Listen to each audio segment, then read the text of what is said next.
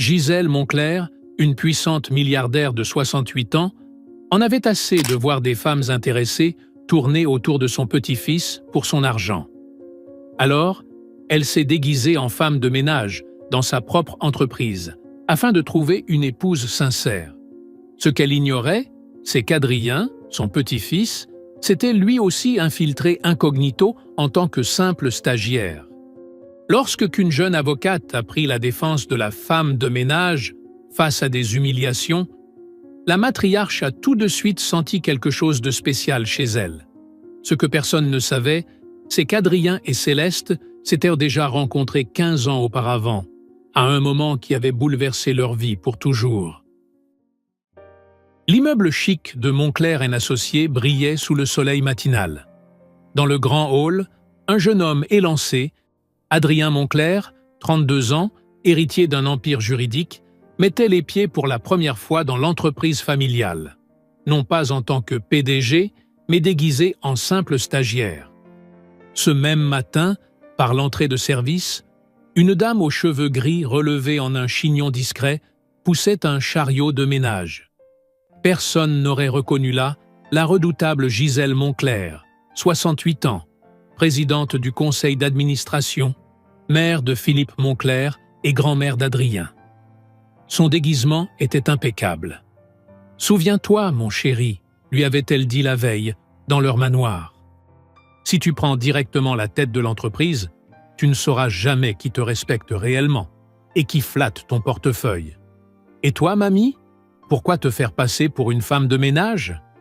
Gisèle avait souri, ses yeux bleus, les mêmes que ceux de son petit-fils, brillants de détermination. « En 50 ans de carrière, j'ai appris que les gens montrent leur vrai visage quand ils pensent que personne d'important ne les regarde. » Au 28e étage, Céleste Dubois, 30 ans, avocate spécialisée en droit des contrats, rangeait méthodiquement son bureau. Fille d'une couturière et d'un garagiste, elle avait gravi les échelons par la force de son talent et de sa persévérance. Sa supérieure, la redoutée Lisiane Mercier, venait de passer devant elle, comme d'habitude, sans un mot. Dans la salle de réunion, 3 avocats discutaient pendant qu'une dame nettoyait discrètement les vitres. « Tu as vu ? Le vieux Moncler va enfin prendre sa retraite, » dit l'un d'eux. « Il paraît que ce sera le petit-fils qui reprendra. Un playboy qui n'a jamais bossé de sa vie, » répondit un autre. « Et en plus, tout jeune, imagine épouser un Moncler. Plus jamais besoin de travailler, » ajouta le troisième en riant. La femme de ménage frotta la vitre un peu plus fort, le visage impassible. « Hé, vous là !» fit l'un d'eux en tapant dans ses mains. « Il y a de la poussière ici, nettoyez correctement. Les femmes de ménage sont de moins en moins compétentes. » La dame s'approcha, la tête baissée. « Vous avez pas nettoyé ça. Vous êtes aveugle ou quoi ?» lança l'avocat en poussant le chariot, faisant tomber les produits au sol. « Excusez-moi. » Une voix ferme interrompit la scène. Céleste se tenait dans l'encadrement de la porte, les yeux brûlants d'indignation. « Je peux vous aider ?» demanda l'un des avocats. « Oui, vous pouvez commencer par traiter les gens avec respect, » répondit Céleste en se baissant pour aider la dame à ramasser les produits. « Vous allez bien, madame ?» demanda-t-elle avec douceur. « Oui, ma chérie. »« Merci, » répondit Gisèle, surprise par le geste. « Ce n'est qu'une femme de ménage, » dit l'un d'eux en levant les yeux au ciel. Céleste se releva lentement. « Et vous, vous êtes des avocats censés défendre la justice. » Intéressant comme certains oublient ce détail quand il n'y a pas de clients dans les parages. Les 3 sortirent en soufflant. Céleste adressa un sourire à la dame. « Ne faites pas attention à eux. Moi, c'est Céleste. »« Helena, » répondit Gisèle, utilisant son nom d'emprunt. « Tu n'es pas comme les autres, ici. »« Je traite les gens comme j'aimerais qu'on traite ma mère, » répondit-elle en haussant les épaules. Elle a toujours été femme de ménage. Je sais ce que c'est que ce boulot. Gisèle observa Céleste avec un intérêt renouvelé. Il y avait en elle une sincérité rare, une bonté précieuse dans ce monde de vanité et d'ambition dévorante. Le cœur de grand-mère de Gisèle, trop souvent sollicité par des gens intéressés, sentit une chaleur inhabituelle. Dans la salle attenante, Adrien attendait d'être présenté comme nouveau stagiaire. Lorsque la porte s'ouvrit, il aperçut sa grand-mère, toujours en tenue de femme de ménage, suivie d'une jeune femme au chignon sobre et au regard doux. « Équipe, je vous présente Adrian Sauveterre, notre nouveau stagiaire », annonça le responsable. « Adrian, voici notre équipe, et voici Céleste Dubois. Elle supervisera tes premiers dossiers. » Adrien et Céleste échangèrent un sourire poli. Gisèle, faisant mine de nettoyer une étagère, observa la scène du coin de l'œil. Un mince sourire étira ses lèvres. À l'heure du déjeuner, Adrien croisa Gisèle dans un couloir désert. « Cette avocate, celle qui t'a défendu, » chuchota-t-il. « Elle a quelque chose de différent. » Gisèle acquiesça, ses yeux brillants d'une lueur malicieuse. « Céleste Dubois, talentueuse, irréprochable, mais surtout un cœur vrai. Mamie, ne commence pas à jouer les marieuses. Observe, mon chéri. Juste observe. » À partir de ce moment-là, Gisèle Moncler en était convaincue. Céleste était faite pour son petit-fils. Non pas pour ce qu'elle pouvait obtenir de lui, mais pour ce qu'elle pouvait lui offrir. Un amour sincère, bien au-delà des apparences. 3 semaines s'étaient écoulées depuis le début du stage d'Adrien. Travaillant côte à côte avec Céleste sur un dossier complexe de fusion d'entreprises, il découvrait chaque jour une nouvelle facette de cette femme intrigante. Ce soir-là, alors que la pluie battait les vitres, tous deux restèrent tard au bureau, entourés de piles de dossiers et de tasses de café vides. « Franchement, je ne sais pas comment tu fais », lança Adrien en se frottant les yeux, visiblement épuisé. Céleste sourit en replaçant une mèche de cheveux derrière son oreille. « Faire quoi? Travailler jusqu'à pas d'heure? Non. Supporter Lisiane. Elle te déteste ouvertement. Et malgré tout, tu restes toi-même. » Céleste haussa les épaules. « Ma mère m'a toujours dit que la haine est un poids trop lourd à porter. » Adrien l'observa en silence, fasciné. La lumière douce de la lampe de bureau dessinait les traits délicats de Céleste, contrastant avec la force tranquille qu'elle dégageait. Chaque instant passé avec elle le rendait un peu plus conscient de son attirance, pas seulement pour sa beauté, mais pour la personne qu'elle était. « Tu as déjà eu le cœur brisé ?» demanda-t-il, essayant de paraître détaché. Céleste cessa de taper au clavier. Son regard se perdit un instant. « Pardon, c'était trop personnel », s'excusa-t-il. « Non, ça va. » Elle prit une grande inspiration. « Jules, mon copain à la fac. On est restés ensemble 5 ans, et il m'a quitté pour ma meilleure amie. » Sa voix se brisa légèrement. « Je l'ai découvert le jour où j'ai été admise au barreau. »« Quel abruti !» dit Adrien, sincèrement. « Le pire, ce n'était pas la trahison, » reprit-elle. « C'était de réaliser que j'avais passé des années avec quelqu'un qui ne m'avait jamais vraiment vu. »« Comment ça ?» Il disait que j'étais trop sérieuse, trop à cheval sur la justice et l'éthique. Il voulait que je sois plus souple. Adrien s'approcha doucement, ses yeux plongés dans les siens. Certaines personnes ne réalisent pas la chance qu'elles ont de croiser quelqu'un avec des principes. Le cœur de Céleste s'emballa. Il y avait quelque chose dans sa voix, dans sa façon de la regarder, qui lui donnait l'impression d'être enfin vue, pleinement. « Et toi ?» demanda-t-elle.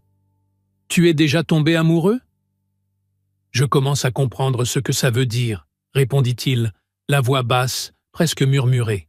Le moment fut interrompu par l'arrivée de Gisèle, toujours déguisée en femme de ménage. Elle échangea un regard complice avec son petit-fils avant de s'éclipser discrètement. Dans les jours suivants, Lisiane redoubla d'hostilité envers Céleste. Lors d'une réunion cruciale, des documents préparés par la jeune avocate disparurent mystérieusement, remplacés par des versions truffées d'erreurs. « C'est inadmissible, Dubois », s'emporta le chef de département. « Ce genre d'erreur peut coûter des millions à nos clients. » « Mais je suis certaine d'avoir tout vérifié, » protesta Céleste, livide. Peut-être que tu n'es pas aussi compétente que tu le crois, ajouta Lysiane, faussement compatissante. Adrien, témoin de la scène, fulminait. Pendant la pause, il confronta Lysiane dans un couloir désert. « Je sais ce que vous avez fait », lança-t-il, la voix calme mais ferme.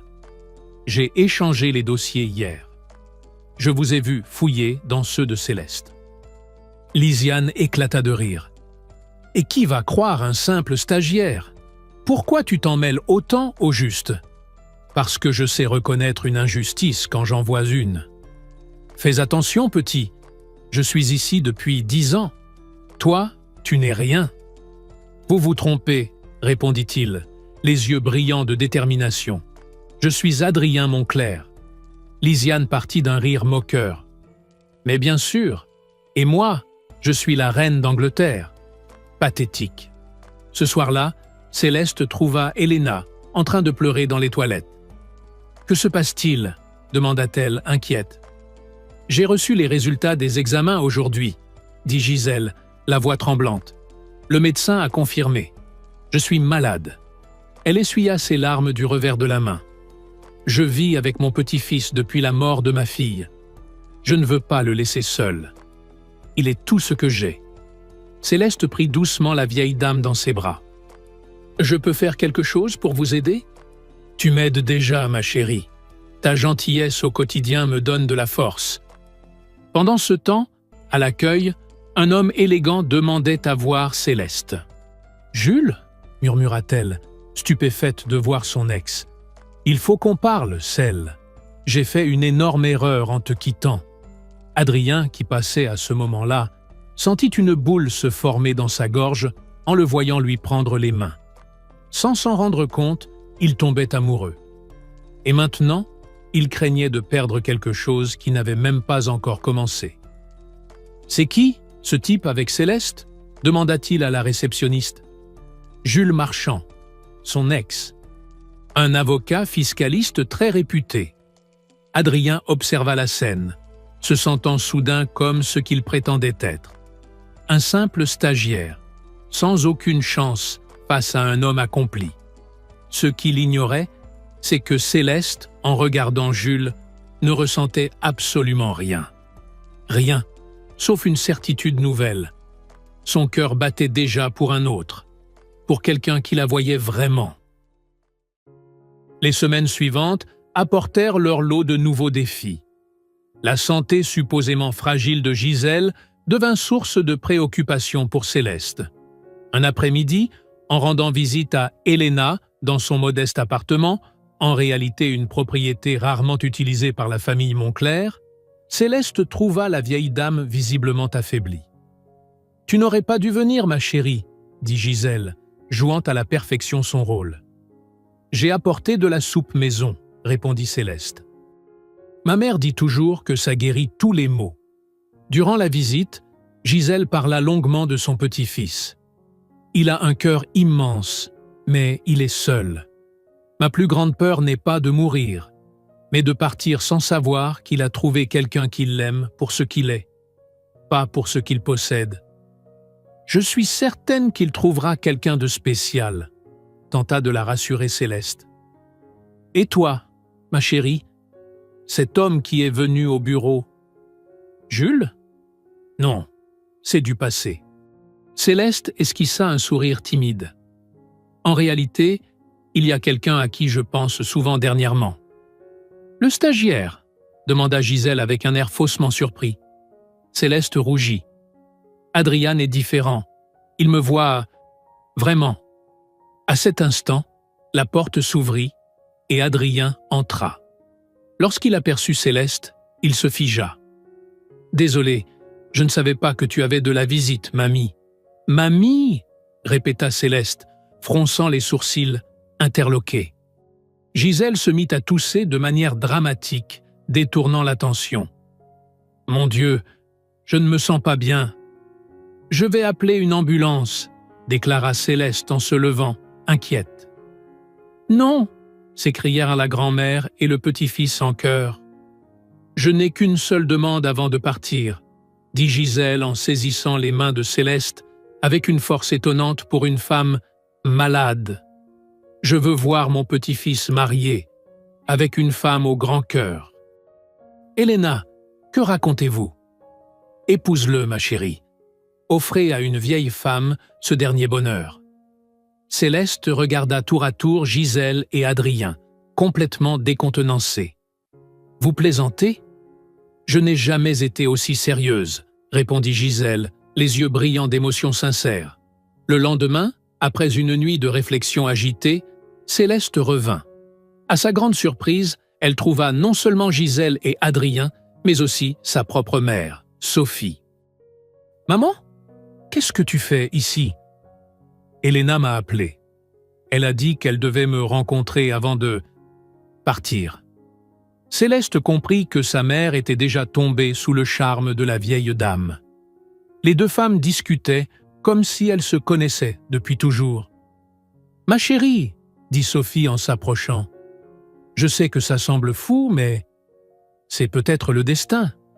Il y a quelque chose entre toi et Adriane. Helena l'a vu, et moi aussi. » Le cœur battant, l'esprit embrouillé, Céleste accepta. 3 jours plus tard, lors d'une petite cérémonie en présence uniquement des mères, Céleste et Adrien se marièrent. Malgré les circonstances inhabituelles, le regard qu'ils échangèrent en prononçant « oui » révélait une vérité profonde, ils étaient amoureux. Au bureau, personne n'était au courant du mariage. Adrien restait un simple stagiaire, Gisèle, une femme de ménage. Et Céleste subissait les attaques de plus en plus virulentes de Lisiane, désormais soutenue par une nouvelle avocate, Delphine Rousseau.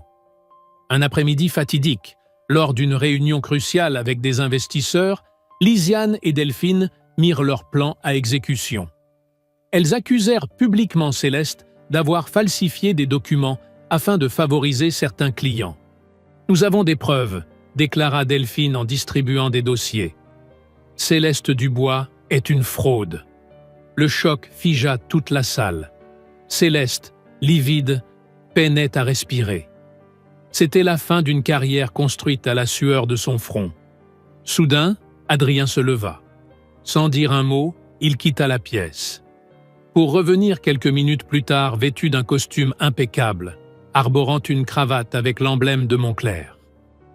« Mesdames et messieurs, je vous présente mes excuses pour cette mise en scène, » dit-il d'une voix qui ne laissait plus place au doute. « Je suis Adrien Moncler, PDG de cette entreprise depuis le mois dernier. » Un murmure parcourut la pièce. Lisiane blêmit. « Ces derniers mois, j'ai travaillé incognito pour découvrir la réalité de notre environnement de travail et j'ai fait des découvertes étonnantes. » Il se dirigea vers Céleste et lui prit la main. Par exemple, que l'avocate la plus intègre et compétente de cette entreprise est régulièrement sabotée par des collègues jaloux. Adrien attrapa les dossiers que Delphine avait distribués. Ces documents sont des contrefaçons grossières. En réalité, la véritable fraude est orchestrée par Mademoiselle Rousseau, que j'ai récemment identifiée comme étant la sœur de Jules Marchand, et dont le seul objectif ici est de ruiner la réputation de Céleste. Delphine se leva, furieuse. « Vous ne pouvez rien prouver. »« Je peux. Et je vais le faire. » répondit Adrien avec assurance. « Tout comme je peux prouver que Mademoiselle Mercier a falsifié des documents et tenté de rejeter la faute sur d'autres employés. » Dans un coin de la salle, Gisèle, toujours habillée en femme de ménage, souriait discrètement. « Par ailleurs, » ajouta Adrien, « j'aimerais vous présenter officiellement Céleste Moncler, mon épouse, qui prendra dès aujourd'hui la direction du département des contrats internationaux. » Le choc fut total. Céleste, encore sous le coup de la révélation, ressentit un mélange de stupeur, de soulagement et une légère pointe de trahison. Pourquoi Adrien ne lui avait-il pas dit la vérité plus tôt? Après la réunion, dans son nouveau bureau, elle le confronta. « Pourquoi ne m'as-tu pas dit qui tu étais vraiment ?» Adrien s'agenouilla devant elle. « Parce que je voulais que tu m'aimes pour ce que je suis, pas pour mon nom ou mon compte en banque. » « Et ta grand-mère ? Elle jouait aussi un rôle? Gisèle entra alors, vêtue d'un tailleur élégant. Je faisais simplement des observations, ma chérie, et j'ai trouvé la belle-fille idéale. Malgré la confusion, l'amour véritable qu'ils avaient construit prit le dessus. Céleste ne pouvait nier qu'elle était tombée amoureuse de l'homme, et non de son statut. « Plus de secrets » demanda-t-elle. « Plus de secrets », promit Adrien. « Sauf un que je dois te révéler maintenant. » Dans le vaste bureau situé au dernier étage de l'immeuble Montclair, Adrien et Céleste observaient le coucher du soleil qui dorait les toits de la ville. 3 mois s'étaient écoulés depuis les grandes révélations et la vie reprenait enfin son cours. « Tu m'avais parlé d'un dernier secret ce jour-là, » dit Céleste en posant la tête sur l'épaule de son mari. « Mais la presse nous a coupés avant que tu puisses finir. » Adrien sourit en entrelaçant doucement ses doigts aux siens. « C'est une histoire qui remonte à 15 ans. »« Je t'écoute » dit-elle, intriguée. « J'avais 17 ans. J'étais élève au lycée Saint-Martin. » Ses yeux s'égarèrent dans le lointain. « J'étais un garçon timide, maladroit, toujours caché derrière mes livres. »« Difficile à croire, » murmura-t-elle en embrassant sa main. « Un jour, 3 terminales m'ont coincé dans la cour arrière. Ils voulaient que je fasse leur devoir de maths. J'ai refusé, alors ils m'ont poussé, arraché mes livres. » Son visage s'assombrit. Céleste comprit que ce souvenir n'était pas anodin. Et là, j'ai entendu une voix. « Laissez-le tranquille. » Il fixa intensément Céleste. C'était une fille en uniforme impeccable, bien plus petite que les brutes, mais avec un regard qui brûlait de courage. Céleste fronça les sourcils. Une mémoire enfouie remontait lentement.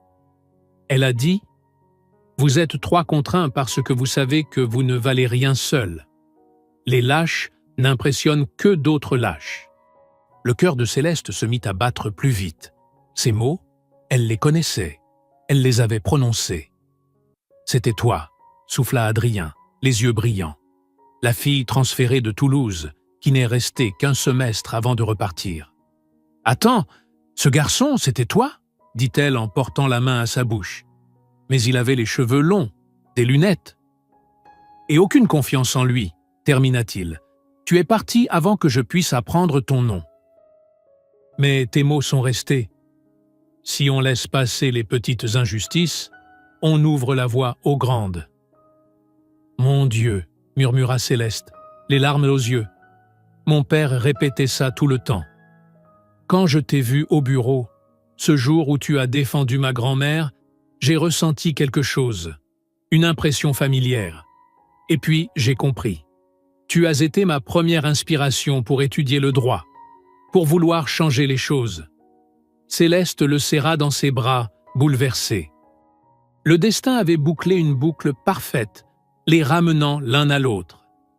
À ce moment-là, Gisèle entra sans frapper, fidèle à ses habitudes. « Je dérange ?» demanda-t-elle en remarquant les yeux rougis. « Ah, il t'a raconté l'histoire du lycée. »« Vous étiez au courant ?» s'étonna Céleste. « Quand vous avez commencé à travailler ensemble, Adrien m'a dit que tu lui rappelais une fille qu'il avait connue adolescent. J'ai fait quelques recherches et... » Elle haussa les épaules avec élégance. Une grand-mère à ses ressources. Tous 3 éclatèrent de rire. Le chemin avait été long, semé de masques et de vérités révélées, mais fondé sur quelque chose de profondément vrai. La reconnaissance de 2 âmes qui se retrouvent. Le lendemain matin, Céleste se réveilla nauséeuse. Les jours suivants, le malaise persista, poussant Gisèle à insister pour une visite médicale. Chez le médecin, la nouvelle tomba comme une surprise. Céleste était enceinte de 6 semaines. « Un bébé ?» répéta Adrien plusieurs fois, oscillant entre choc et bonheur absolu. « Je vais être père ?» Gisèle, elle, se mit à pleurer, chose rare pour cette femme si digne. « Mon idée de départ était de trouver une épouse pour mon petit-fils, » dit-elle en essuyant ses larmes. « Mais j'ai gagné une petite fille. et un arrière-petit-enfant. Ou une arrière-petite-fille, corrigea Céleste en riant. Ce soir-là, allongés dans leur lit, Adrien caressait doucement le ventre encore plat de Céleste. Quand quelqu'un nous demandera comment on s'est rencontrés, on dira quoi? Que ma grand-mère s'est faite passer pour une femme de ménage? Que j'étais un faux stagiaire? Ou que le destin nous a réunis lorsqu'une fille courageuse de 17 ans a défendu un garçon terrorisé? On dira la vérité, répondit Céleste, l'embrassant tendrement. Que certaines personnes ont besoin de se déguiser pour se révéler, alors que d'autres sont vraies, dès le premier regard. 9 mois plus tard, naquit Sophie Helena Moncler, héritière non seulement d'un empire, mais d'une histoire bâtie sur le courage, la vérité et un amour qui transcendait les apparences pour suivre son propre chemin. Et dans la salle d'attente, Gisèle Moncler souriait, comblée. Son plus grand talent avait toujours été de reconnaître l'extraordinaire caché dans l'ordinaire. En Céleste, elle n'avait pas seulement vu l'épouse idéale pour Adrien. Elle avait vu l'avenir de toute une famille, fondée sur l'honnêteté, la force et un amour qui valait plus que toutes les fortunes du monde. Et vous, avez-vous déjà vécu une situation où les apparences étaient trompeuses? Partagez votre expérience en commentaire. Si cette histoire vous a touché, laissez un like et partagez-la avec quelqu'un de spécial. À bientôt pour une nouvelle histoire.